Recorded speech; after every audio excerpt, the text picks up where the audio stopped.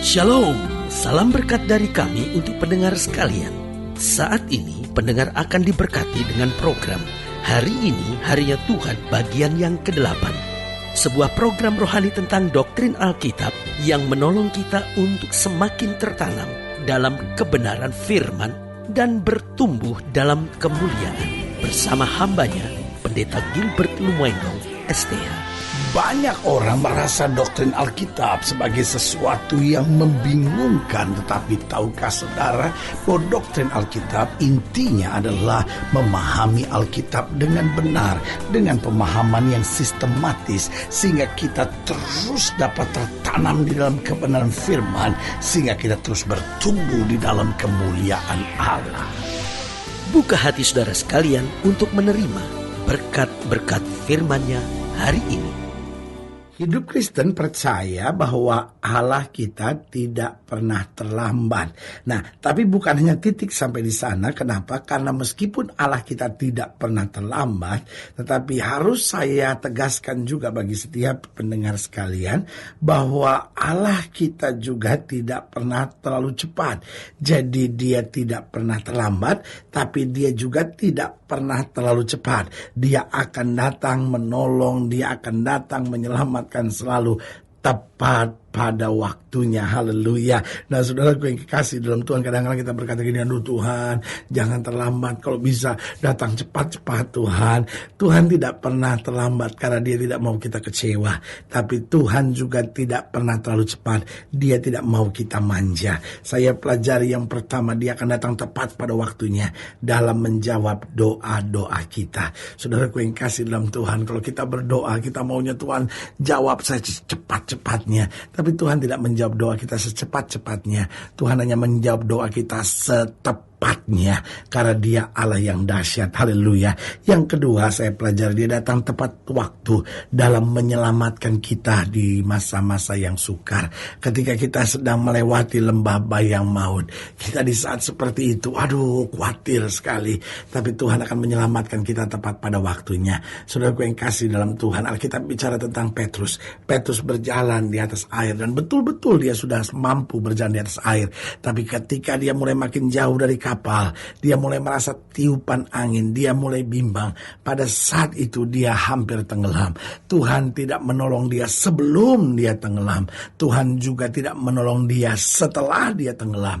Tetapi Tuhan menolong dia tepat pada saat dia hampir tenggelam. Di situ diselamatkannya Petrus. Saudaraku yang kasih dalam Tuhan, dia datang tepat waktu dalam menjawab doa-doa kita. Dia datang tepat waktu dalam menyelamatkan kita di masa-masa yang sukar. Yang ketiga, dia datang tepat waktu dalam memberikan sukses dan keberhasilan buat kita.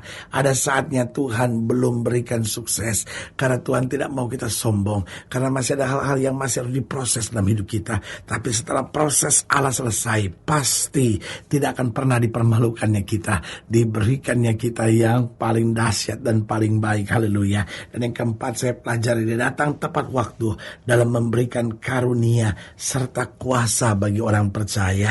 Itu sebabnya Alkitab dengan tegas berkata, orang yang baru bertobat jangan melayani. Kenapa? Orang yang baru bertobat masih harus dididik dulu, masih harus belajar dulu, masih harus melekat dulu pada Tuhan. Dan sementara dia belajar, dia melekat pada Tuhan, dia meninggalkan segala yang tidak beres, dan dia mulai hidup dalam kebenaran Allah. Apa yang terjadi? Tepat pada waktunya Allah mulai memberikan kuasa, karunia, sehingga dia dapat lebih sungguh-sungguh lagi berjalan dalam terang Tuhan. Haleluya. Selamat datang dalam program kita hari ini, Harinya Tuhan. Sebuah program rohani yang kembali mengingatkan kepada kita betapa pentingnya kita menjadikan firman Tuhan sebagai dasar keseharian hidup kita. Karena selama kita menjadikan firman Tuhan sebagai dasar keseharian hidup kita, langkah-langkah ke depan kita penuh dengan kepastian, kemenangan, berkat mujizat, dan perkara-perkara yang besar. Haleluya. Dan dalam program ini kita memang sedang membahas tentang waktunya akan datang. Karena saudaraku yang kasih dalam Tuhan, dia tidak pernah terlambat, tapi dia juga tidak pernah terlalu cepat. Apapun yang terbaik, waktunya akan datang, karena Tuhan membuat segala sesuatu indah pada waktunya. Haleluya. Saudara yang kasih dalam Tuhan, dalam program ini, dalam pembahasan tentang waktunya akan datang, kita mau sama-sama belajar dari Yeremia pasal 30. Yeremia pasal 30 ayat yang pertama sampai ayat yang ke-11. Yeremia pasal 30 ayat yang pertama sampai 11, demikian firman Tuhan di bawah judul perikop janji pemulihan Israel. Firman yang datang dari Tuhan kepada Yeremia bunyinya, beginilah firman Tuhan Allah Israel, tuliskanlah segala perkataan yang telah kufirmankan kepadamu itu dalam suatu kitab. Sebab sesungguhnya waktunya akan datang. Saya ulangi sekali lagi ayat yang ketiga. Sebab sesungguhnya waktunya akan datang, demikian firman Tuhan, bahwa aku akan memulihkan keadaan umatku Israel dan Yehuda, firman Tuhan. Dan aku akan mengembalikan mereka ke negeri yang telah kuberikan kepada nenek moyang mereka. Dan mereka akan memilikinya. Haleluya. Inilah perkataan-perkataan yang telah difirmankan Tuhan tentang Israel dan tentang Yehuda. Sungguh beginilah firman Tuhan, telah kami dengar jerit kegentaran, kedahsyatan, dan tidak ada damai. Coba tanyakan dan selidiki, adakah laki-laki melahirkan? Mengapa setiap laki-laki kulihat tangannya pada pinggangnya seperti seorang perempuan yang melahirkan? Mengapakah setiap muka berubah menjadi pucat? Hai, alangkah hebatnya hari itu, tidak ada taranya. Itulah waktu kesusahan bagi Yakub, tetapi ia akan diselamatkan daripadanya. Maka pada hari itu demikian firman Tuhan semesta alam, aku akan mematahkan kuk dari tengkuk mereka dan memutuskan tali-tali pengikat mereka, dan mereka tidak akan mengabdi lagi kepada orang-orang asing. Mereka akan mengabdi kepada Tuhan Allah mereka dan kepada Daud raja mereka yang akan kubangkitkan bagi mereka. Maka engkau janganlah takut, hai hambaku Yakub, demikian firman Tuhan. Janganlah gentar, hai Israel, sebab sesungguhnya aku menyelamatkan kau dari tempat jauh, dan keturunanmu dari negeri pembuangan mereka. Yakub akan kembali dan hidup tenang dan aman dengan tidak ada yang mengejutkan. Sebab aku menyertai engkau, demikian firman Tuhan, untuk menyelamatkan engkau.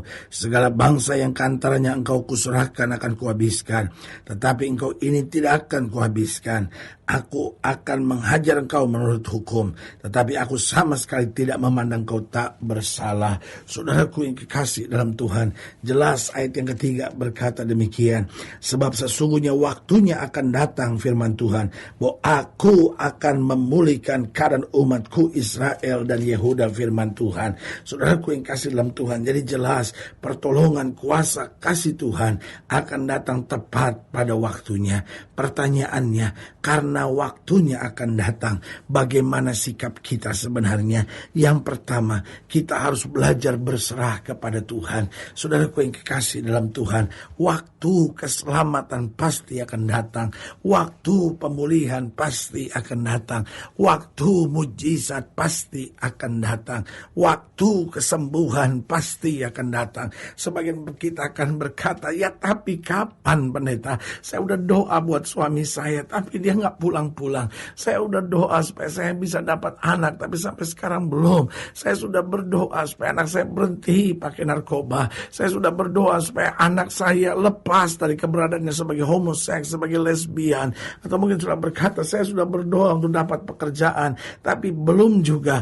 Waktunya akan datang tepat pada waktunya. Kita harus tetap berjuang. Kita harus tetap berusaha. Kita tetap harus minta hikmat dari Tuhan. Tapi itu bukan berarti kita harus kecewa dan putus asa. Kita berserah penuh kepada Tuhan, karena kita tahu Allah tidak pernah terlambat. Dia tolong tepat pada waktunya, tapi dia membutuhkan penyerahan penuh dari kita, sehingga kita sungguh-sungguh berharap dan bersandar kepadanya.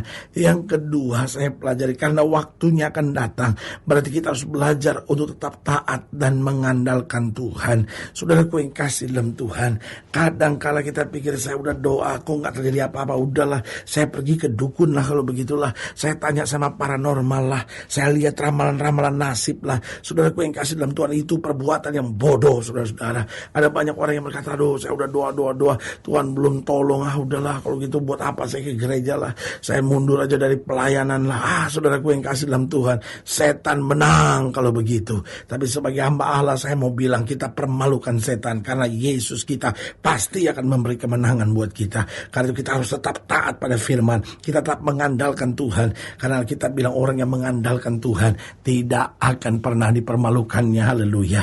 Yang ketiga, saya pelajari, karena waktunya akan datang, tidak akan pernah terlambat, maka kita harus belajar belajar untuk selalu hidup benar. Saudaraku, kita harus selalu hidup benar. Karena Alkitab bilang bukan tangan Tuhan kurang panjang, bukan telinganya gak sanggup dengar, tapi yang menjadi jurang penghambat rekamu dengan Allahmu, yaitu segala dosamu.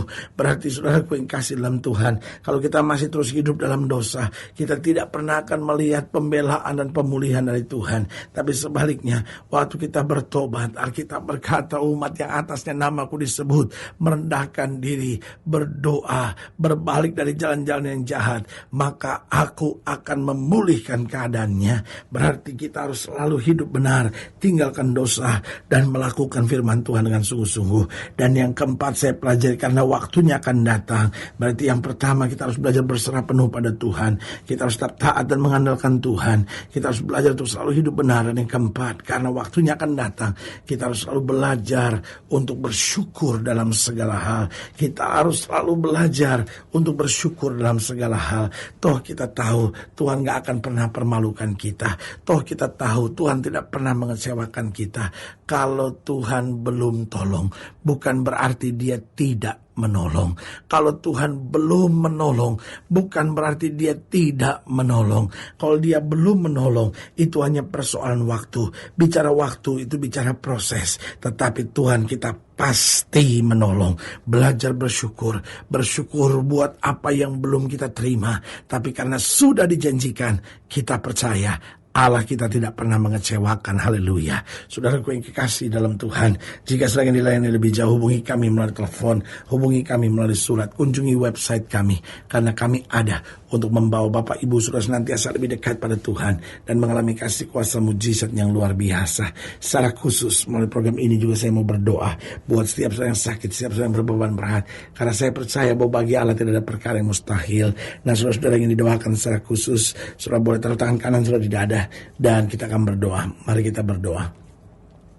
Bapa, dalam nama Yesus, hamba doa buat yang sakit, hamba doa buat yang berbeban berat, hamba doa untuk setiap mereka yang sedang menghadapi masa-masa yang sukar, karena hamba percaya bahwa bagi Allah tidak ada perkara yang mustahil. Bapa, hamba doa di dalam nama Yesus, Tuhan jamah bahkan mereka yang taruh tangan kanannya di dada, karena mungkin hari ini sedang meragukan Tuhan, sedang kecewa, sedang bertanya kapan mujizat terjadi. Hari ini kami diingatkan bahwa Tuhan datang tepat pada waktunya dan tidak pernah terlambat, tapi juga tidak pernah terlalu cepat. Karena itu kami harus selalu berserah, kami harus tetap taat dan mengandalkan Tuhan. Kami harus selalu hidup benar dan akhirnya selalu bersyukur dalam segala hal. Hamba doa di dalam nama Yesus, Tuhan jamah, sehingga berkat anugerah kasih Tuhan boleh terus mengalir. Haleluya. Amin. Saudaraku yang kekasih dalam Tuhan, kita sudah berdoa. Ingat, tidak pernah Allah lalai menepati janjinya. Inilah saatnya buat kita untuk bangkit, bersemangat, bersukacita dalam menghadapi segala perkara. Karena kita tahu Yesus hidup, Yesus berkuasa, dan selalu menyediakan yang terbaik buat anak-anaknya. Doa saya menyertai saudara. Sampai berjumpa pada program berikut, dan jangan lupa, jadikan hari ini harinya Tuhan. Haleluya.